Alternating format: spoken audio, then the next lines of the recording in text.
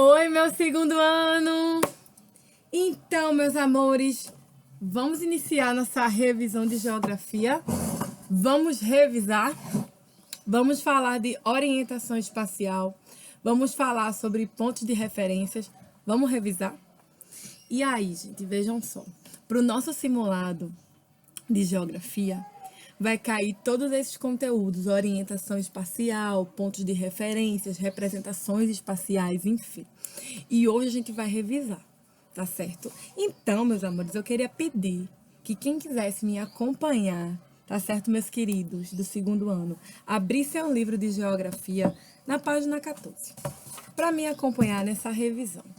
E aí, orientação espacial é um conteúdo que a gente já fala há muito tempo sobre, não é verdade? Que a gente fala sobre os pontos cardeais, que a gente fala sobre os pontos colaterais. Mas e aí? Que elementos são esses? Os pontos cardeais e colaterais, eles vão indicar a direção, não é verdade? E eles servem muito para orientação. A gente conhece os pontos cardeais como norte, sul, leste e oeste, tá? São os pontos cardeais. O Sol, ele nasce no leste e se põe no oeste, tá? Agora, os pontos colaterais a gente conhece como noroeste, nordeste, sudeste e sudoeste, tá? Vejam só. Pontos cardeais são aqueles que a gente pode identificar através da própria utilização do nosso corpo. Norte, norte, sul, leste e oeste. Norte, aqui em cima, norte, sul, leste e oeste. A gente pode identificar com a própria movimentação do nosso corpo. Então, a gente consegue identificar esses pontos. E daí ser chamados de pontos cardeais. Eu lembro que quando eu trouxe esse assunto para vocês a primeira vez, eu fiz uma plaquinha, né, uma seta, indicando os pontos colaterais, né? E aí, vejam só. À frente do nosso corpo se localiza o norte. Estendendo o braço para a direita, a gente tem o leste. Estendendo o braço para a esquerda, a gente tem o oeste. E na parte de trás do nosso corpo se localiza-se o sul. Como eu disse e repito, o Sol, ele nasce no leste e se põe no oeste. Então, o lugar que recebe o nome onde o Sol nasce é o nascente. E o lugar que recebe o nome onde o Sol se põe é o poente, tá? Pontos de referência, que também é uma coisa que a gente deve lembrar, né? Deve falar sobre, são lugares, são objetos, são elementos que vão ajudar as pessoas a se orientar, né? A se localizar em determinado caminho, em determinado trajeto. Exemplo, Clube Bela Vista é um ponto de referência para quem quer chegar na nossa escola, Joana d'Arc, não é verdade? Não é um ponto de referência? E no nosso dia a dia, a gente se relaciona com as pessoas de diferentes passos, né? De diferentes formas, né? Então, é necessário se saber localizar, né? A gente ter esse entendimento dos pontos cardeais e dos pontos colaterais, né? Vale falar também que a sigla dos pontos cardeais. Vamos aqui. Norte é um N, a sigla. Oeste é um O. Leste é um L e sul é um S. Já os pontos colaterais, noroeste, a sigla é NO, nordeste, a sigla é NE, sudoeste, a sigla é SO e sudeste, a sigla é SE, tá?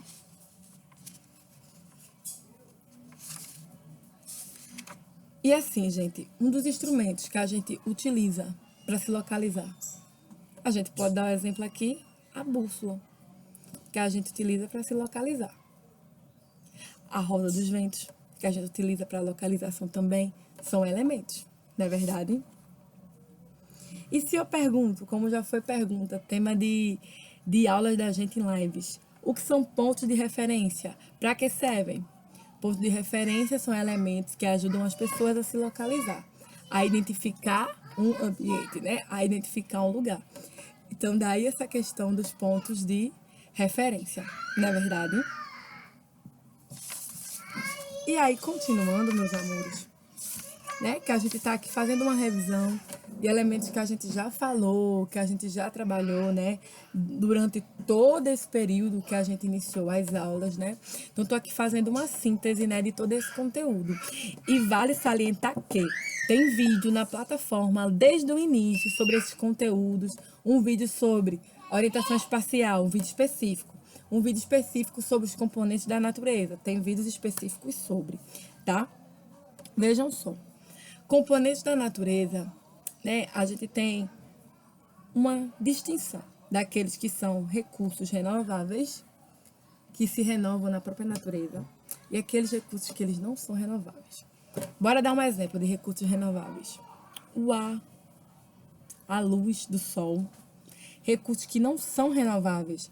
Vamos colocar aqui o petróleo. O petróleo não é um recurso natural renovável, ele não se renova, né? E vale salientar que algumas ações do homem perante o meio ambiente podem acarretar problemas nesses recursos, principalmente no ar. A poluição do ar, tá? A poluição que sai dos canos de escape dos carros, que sai dos ônibus, a poluição das fábricas no ar, afeta. E afeta muito, gente, muito, muito, muito. Afeta os nossos recursos naturais, né? E que são componentes da natureza. Eu lembro que quando eu trouxe para vocês a primeira vez esse conteúdo, eu falei muito sobre a questão da água, né? Que a gente tem a água como um recurso renovável. Mas se a gente começa a consumir de maneira exagerada, sem preservar, talvez pode chegar um momento que a água acabe, quem sabe? Existem estudos, já falei a vocês, muito trabalhados nessa questão. Porque se a gente desperdiça a água e só consome, pode ser que chegue um tempo que a água acabe. Por isso que a gente não pode desperdiçar. É errado desperdiçar a água, né? É errado poluir, na verdade, esses recursos naturais. Porque, querendo ou não, eles ajudam o homem a viver melhor, não é verdade?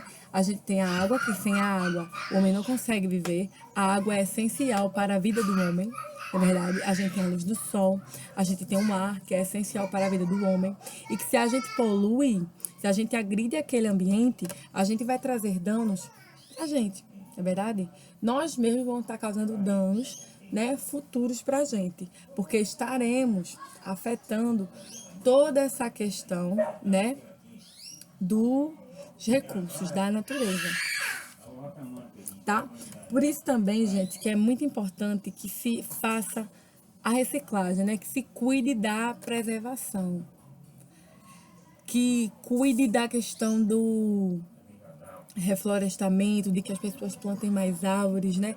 E até falando sobre isso, eu lembro de uma ação que uma modelo muito famosa, ela fez no seu aniversário, que ela pediu para que as pessoas que gostavam dela não dessem presente a ela e que sim plantassem árvores para reflorestar, ajudar o meio ambiente. E eu acho que atitudes assim são muito válidas, são muito legais, porque vão estar ajudando o ambiente, né?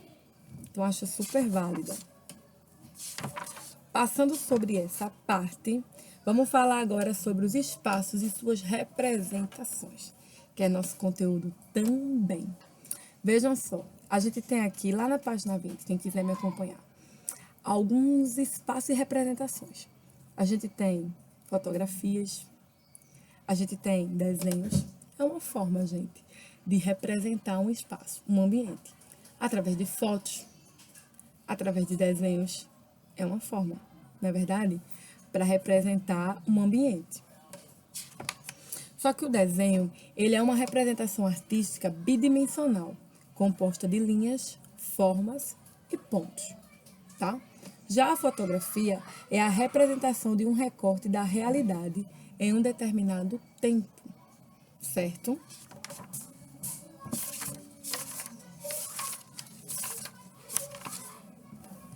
Já os mapas são uma representação gráfica e métrica de uma parte ou do total de um território sobre uma superfície, que no geral é plana. A gente tem muito mapa de cidades, mapas de países, né? A gente tem muito essa questão do mapa representando ruas, avenidas, enfim, para que as pessoas consigam se localizar naquele território. Então, a gente tem ruas, avenidas sendo representadas no mapa, né, de uma cidade. A gente tem a maquete, que é a representação em miniatura de um determinado espaço que pode ser confeccionada com objetos e materiais como papel, areia e plástico. E eu costumo dizer a vocês que a maquete é algo muito válido quando a gente quer trabalhar representações de determinados ambientes. Que legal seria se a gente confeccionasse uma maquete da nossa escola, que a gente tentasse representar a nossa escola em miniatura, todos os ambientes, todos os lugares, isso é muito interessante. E quem sabe um projeto para a gente fazer futuramente, uma maquete, quem sabe. E o globo, ele é uma representação de uma figura planetária em uma superfície esférica. Assim, o planeta Terra pode ser representado pelo globo terrestre. Essa forma de representação é a que mais se aproxima do real formato do planeta, o globo. Então, a gente tem, né, esses elementos que vão ajudar na representação, não é verdade? E aí, o que eu queria falar para vocês é que a gente vai ter como conteúdo do nosso simulado de geografia, que diga ciências, de geografia, orientação espacial, componentes da natureza e o espaço e suas representações. Onde com esse vídeo, né, a minha ideia é fazer uma revisãozinha geral sobre todos esses pontos que eu já falei em vídeos anteriores, né, e que eu já trabalhei com vocês. Só fazer uma revisão sobre o que a gente já viu, sobre esse conteúdo. E reafirmar para vocês esses conteúdos que eu vou fazer, questões que vão estar no nosso simulado de geografia. Então, repetindo, será orientação espacial, componentes da natureza, o espaço e suas representações. Tá, meus amores? Então, vejam só. O nosso vídeo está chegando ao fim, tá? Eu espero que vocês tenham gostado dessa revisão geral que eu fiz sobre esses conteúdos, falei um pouco sobre cada um, tá? E é isso, meus amores. Um beijo pra vocês, um cheiro, estudem e até amanhã com mais um vídeo.